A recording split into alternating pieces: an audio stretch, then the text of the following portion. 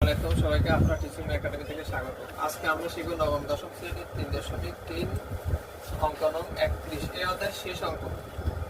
অনুশীলনের শেষ অঙ্কটি দেখাও যে এটা সমান এটা প্রমাণ করতে হবে। দেখাতে হবে এটা সমান এটা, তার মানে দেখাও যে প্রমাণ করো যে বললে বাম পক্ষ ডান পক্ষ অথবা left hand side right hand side এই কথাগুলো আসবে। তুমি লেফট হ্যান্ড সাইডেও লিখতে পারো, আমি বাম পক্ষ দিয়ে লিখলাম। বাম পক্ষে আছে এটা আমরা তুলি। আমি এটা এদিক থেকে তুলি, তাহলে জায়গা আছে লিখি x plus 1 x plus 2 3x minus 1 3x minus 4 এটা বাম পক্ষ তুললাম। এখন দেখো এমন ভাবে কাজ করব যেন এটা হিসাব করলে এটা আসে, হিসাব করলে আসলে আমাদের দেখানো হয়ে গেল। ঠিক আছে, সেখানে দেখো x plus 1 আমরা কি করবো, দেখো এইখানে x plus 1 এর সাথে এই যে minus 1 টা নিয়ে আসবো, তাহলে আমাদের সহজ হয়ে যাবে। 3x minus 1, তারপরে এখানে x plus 2, এখানে আছে 3x minus 4।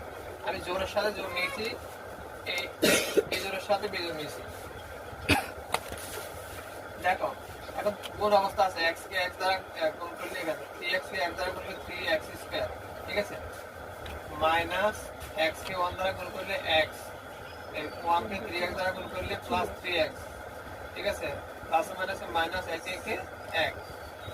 এখন দেখো x কে 3x দ্বারা গুণ করলে 3x স্কয়ার, ঠিক আছে, মাইনাস 4x, x কে 4 দ্বারা গুণ করলে মাইনাস 4x, তারপরে 3 দ্বিগুণে 6x, 3 দ্বিগুণে 6x, প্লাসে মাইনাসে মাইনাস 4 দ্বিগুণে 8।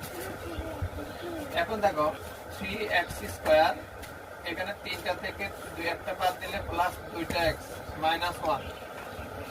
এখানে দেখো 3x স্কয়ার, 6টা থেকে 4টা বাদ দিলে প্লাস 2টা x মাইনাস 8।